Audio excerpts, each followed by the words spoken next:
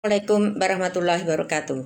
Selamat pagi anak-anak, salam dan bahagia. Hari ini Selasa tanggal 13 Juli tahun 2021. Hari kedua masa pengenalan lingkungan sekolah. Ada pepatah mengatakan tak kenal maka tak sayang. Perkenalkan, nama saya Bu Hartina. Saya mengampu mata pelajaran bisnis daring dan pemasaran. Senang sekali loh kita berjumpa walaupun dalam suasana daring ini. Barangkali di antara kalian ada yang memilih program bisnis daring dan pemasaran. Besok akan bertemu dengan ibu dan teman-teman yang lain dalam pelajaran produktif. Anak-anak yang kami sayangi dan kami banggakan, suasana pandemi ini kita jalani dengan happy, disiplin, prokes, selalu mencuci tangan, menggunakan sabun, memakai masker yang benar, menjaga jarak, menghindari kerumunan, dan mengurangi mobilitas. Oke, semoga kita semua selalu sehat, selalu dalam lindungan Tuhan Yang Maha Esa. Amin. Baik anak-anak yang kami sayangi dan kami banggakan, untuk mengisi kegiatan masa pengenalan lingkungan sekolah ini, saya akan membahas materi tata krama. Untuk itu, apa yang dimaksud dengan tata krama? Simak materi berikut ini ya.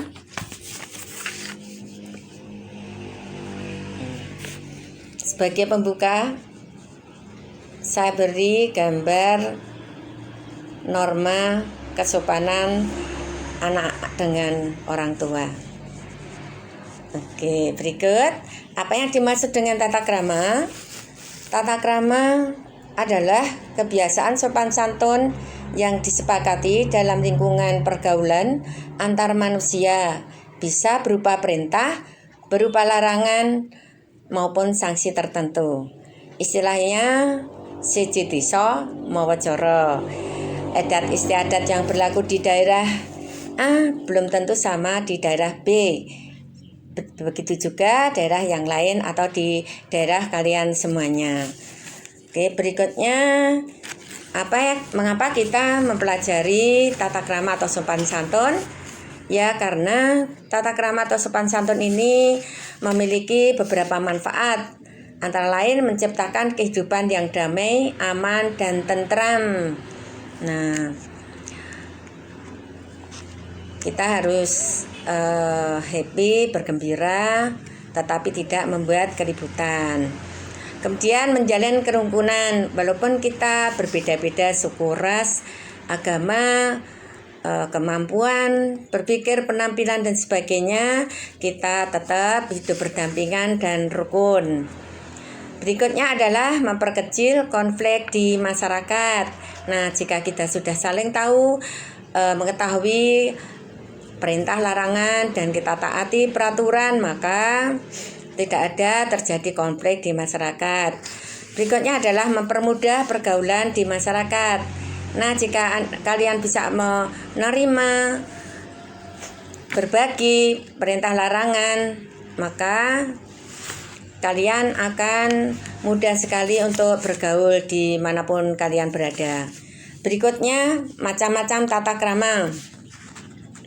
Untuk tata krama ini kami bagi menjadi 3 kelompok. Sopan santun di rumah, informal, kemudian sopan santun di sekolah termasuk formal, sopan santun di masyarakat termasuk non formal. Baik, kita bahas mengenai tata krama di rumah. Nah, tata krama di rumah itu anggota keluarga, ada ayah, ibu, kakak atau adik, bahkan saudara kita yang bisa tinggal satu rumah, kakek, nenek, dan sebagainya. Nah, ketika kalian bangun tidur, ini saya beri contoh ya. Ketika kalian bangun tidur, biasakan kalian buat alarm agar kalian tepat bangun pagi sesuai dengan waktu yang ditentukan. Setelah bangun pagi, berdoa, kemudian merapikan tempat tidur, kamar tidur. Kalau sudah dirasa bersih, kemudian ambil pakaian, ganti untuk mandi di kamar mandi. Berikutnya adalah menjalankan ibadah. Nah, kalau kalian sudah merasa dan sudah bersih, kemudian ambil wudhu kalau yang beragama Islam, kalau ya, kemudian sholat subuh. Kalau yang beragama lain silahkan mengambil peralatan ibadah doa masing-masing.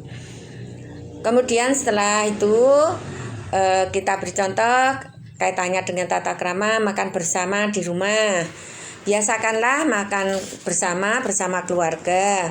Memberi kesempatan kepada yang lebih tua mengambil makanan. Nah, kalau sebelum makan ya berdoa dulu, kemudian pada waktu makan tidak boleh bicara, ditelan dulu baru bicara. Setelah selesai semua peralatan langsung dibawa ke dapur dan dicuci. Berikutnya adalah pergi ke sekolah. Setelah kalian selesai mempersiapkan peralatan sekolah, kemudian mencari bapak ibu, minta izin untuk pergi ke sekolah. Ini kalau sekolahnya tatap muka, tetapi kalau di daring melalui daring ya kalian mohon izin untuk mengikuti pelajaran daring, tetapi di kamar masing-masing atau di ruang tamu boleh, di teras boleh ya.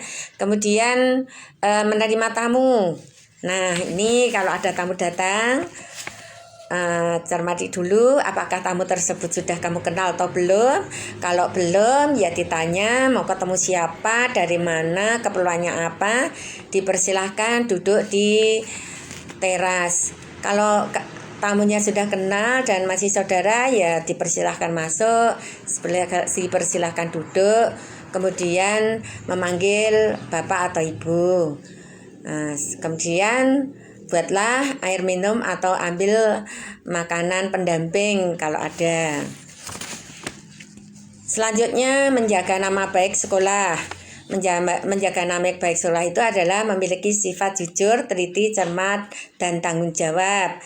Nah, apabila kalian melihat barang orang lain ya jangan mengambil dan ingin memiliki. Kalau menemukan sesuatu ya harus segera dikembalikan atau dilaporkan kepada yang berwajib.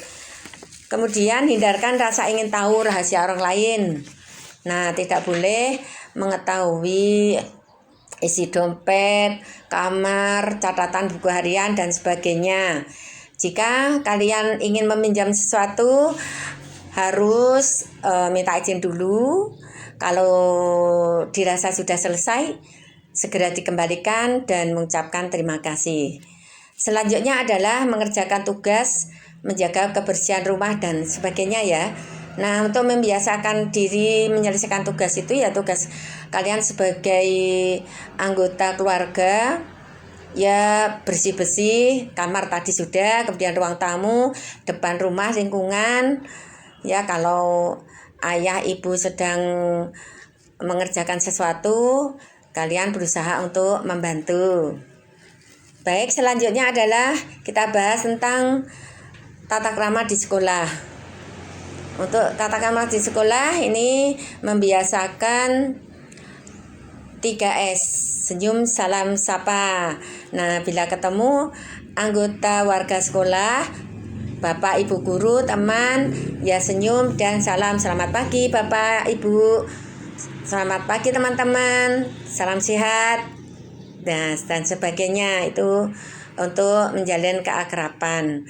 Kemudian membiasakan mengucapkan terima kasih. Nah, apabila kalian menerima sesuatu atau minta bantuan sesuatu, kalau sudah selesai harus mengucapkan terima kasih, harus selalu mengucapkan terima kasih. Berikutnya adalah menghargai kepala sekolah, guru, warga sekolah. Nah, apabila kalian ingin menghadap bapak kepala sekolah atau di ruang guru atau di ruang manapun, kalian harus mengetuk pintu, minta izin, mohon izin untuk masuk dan sampaikan maksud dan tujuannya. Kemudian kalau misalnya ada bapak ibu guru, pak kepala sedang berbicara ya harus mendengarkan. Kemudian membiasakan diri menegur sesama warga sekolah. Apabila kamu bertemu bapak, ibu guru, warga sekolah, baik di lingkungan sekolah maupun di jalan atau di mana, kalau ketemu ya kamu harus menegur dan mengucapkan salam. Yes, itu menunjukkan bahwa kalian merasa bagian dari keluarga SMK Taman Siswa Nanggulan. Selanjutnya adalah tata krama di masyarakat.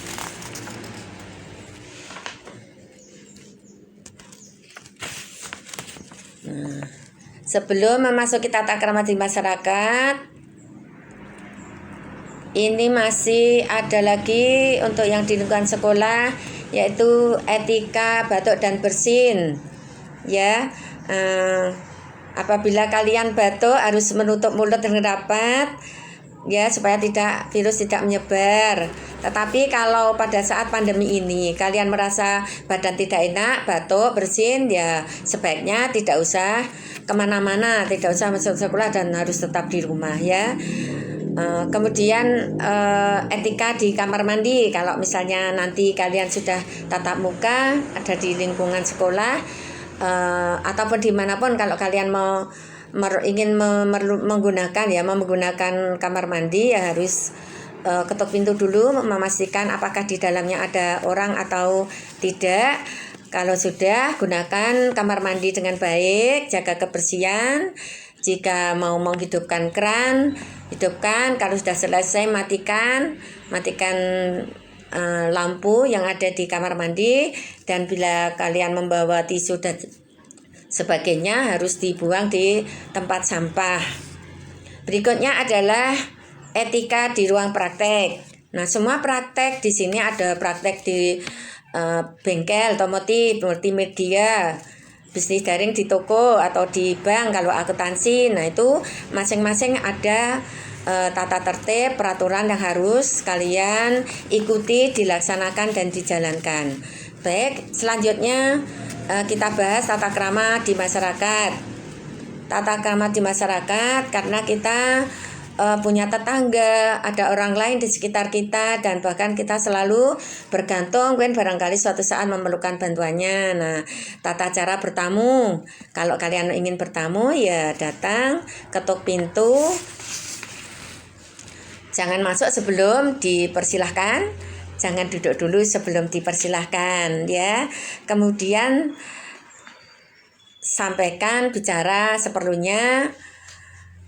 Apa tujuannya kalian bertamu, kemudian setelah selesai mohon izin, jika keperluannya sudah dianggap selesai, dan sampaikan terima kasih. Kemudian menepati janji. Nah, siapa ini? Ayo yang sering berbuat janji.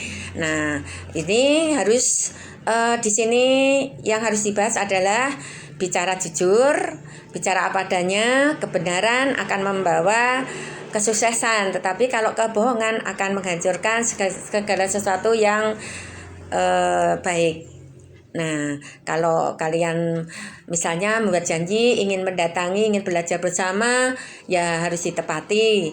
Ingin datang jam sekian, ya harus ditepati, ya. Baik, kemudian selanjutnya berkomunikasi. Segera terima telepon. Kalau misalnya kalian mendengar dering telepon, nah bicaralah dengan santun, jelas, dan tanyakan keperluannya. Kalau sudah selesai, tutup telepon dan ucapkan terima kasih. Tapi kalau kalian yang menelpon, hubungi nomor yang dituju, dengarkan dulu. Kalau sudah diangkat, ucapkan salam dan bicara seperlunya dengan santun. Selesai, ditutup dan sampaikan terima kasih. Atau berbicara dengan di lingkungan sekolah atau dengan orang yang lebih tua, kita harus mendapatkan diri bahwa kita yang lebih muda ya harus ngajeni istilahnya. Berikutnya adalah menghargai orang lain. Menghargai orang lain ini misalnya kalau ada orang lain sedang bicara, orang tua yang sedang bicara, ya kita dengarkan dengan baik. Kemudian kalau ditanya ya kita jawab dengan baik. Kalau misalnya berjalan di depan rumah orang atau ketemu orang di jalan, ya menyapa dengan baik dan santun. Nah, kalau misalnya ada teman-teman yang berpenampilan yang kurang cocok dengan kalian, ya kalian tidak boleh memperolok-olok atau menjelek-jelekan. Kalau misalnya ada teman yang berbuat salah atau mendapat nilai yang jelek, ya kalian tidak boleh mengolok-olok gitu ya. Kemudian selanjutnya menolong orang lain. Nah, menolong orang lain itu misalnya contoh kalau kalian naik bis kemudian melihat orang tua berdiri, kalian duduk, ya silahkan monggo, silahkan duduk ibu, bapak, simbah gitu. Kemudian kalau pas jalan ada kakek atau nenek atau orang yang sedang menyeberang kok kesulitan, kalian bantu menyeberang ya. Kalau kebetulan pas ada orang misalnya jatuh, ya kalian bantu untuk membangunkan atau dibantu. Kalau tetangga sedang punya hajatan atau kerja bakti, ya kalian segera menempatkan diri dan membantu bergabung dengan mereka.